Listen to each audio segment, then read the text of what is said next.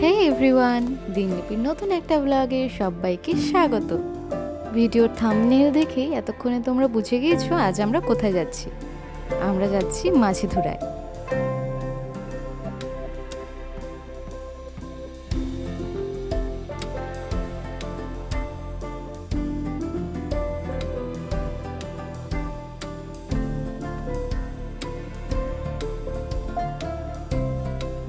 এখন আমরা অলরেডি কার্শিয়াংয়ে পৌঁছে গেছি।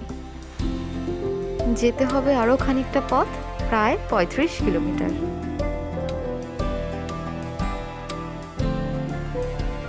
এখন পাহাড় প্রেমীদের খুব পছন্দের জায়গা হিসেবে পরিচিত মাঝিধুরা। পাইন বনে ঘেরা এই ছোট্ট জায়গাটি দেখতে অনেকটাই কাশ্মীরের পেহেলগাঁওয়ের মতো। তাই এই জায়গাটি মিনি পেহেলগাম অথবা পেহেলগাম অফ নর্থ বেঙ্গল নামেও পরিচিত।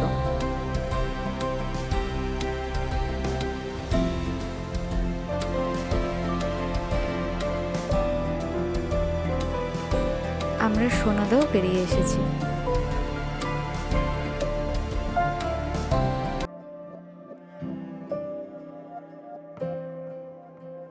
আর এই হলো ঘুম স্টেশন। এই ঘুম স্টেশনের বাঁ দিকের রাস্তা ধরে আমরা এগিয়ে চললাম মাঝিধুরার দিকে। আর ঘুম স্টেশনের ওই ডান দিকের রাস্তাটা দিয়ে দার্জিলিং পৌঁছে যাওয়া যায়। এই ঘুম স্টেশন থেকে মাঝিধুরার দূরত্ব হলো 11 কিলোমিটার।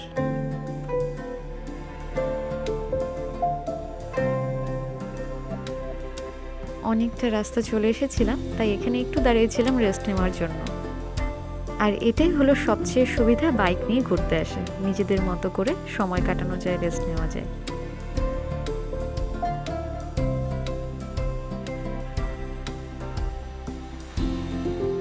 লেপচা জগৎ ছাড়িয়ে আমরা চলে এসেছি আমাদের গন্তব্যের একদম কাছে। এই হলো ভারত পেট্রোলিয়াম। এই পেট্রোল পাম্পের বিপরীতে এই রাস্তাটি ধরে নিচে নেমে গেলে আমরা পৌঁছে যাব আমাদের গন্তব্যে।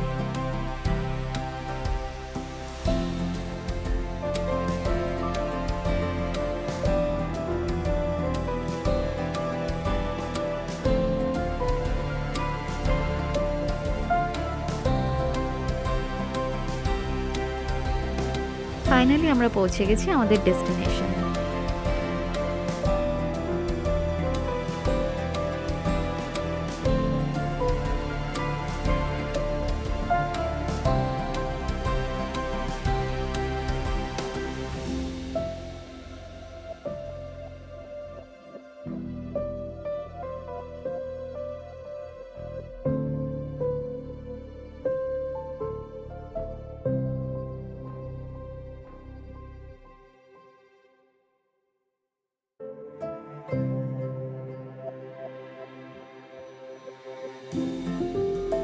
মোবাইলে দেখে যতটা না ভালো লাগে, সামনাসামনি তার চেয়ে অনেক অনেক বেশি সুন্দর।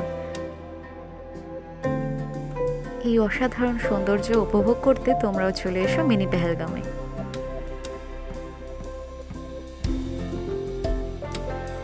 এই পাইন বনে ঘেরা প্রাকৃতিক সৌন্দর্যের ঠিকানায় আরও একবার আসার ইচ্ছে রইল আমাদের দুজনেরই।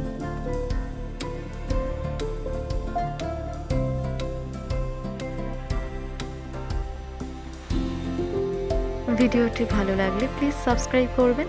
দেখা হবে অন্য কোনো একটা ভিডিওতে। এখনকার মতো টাটা, বাই।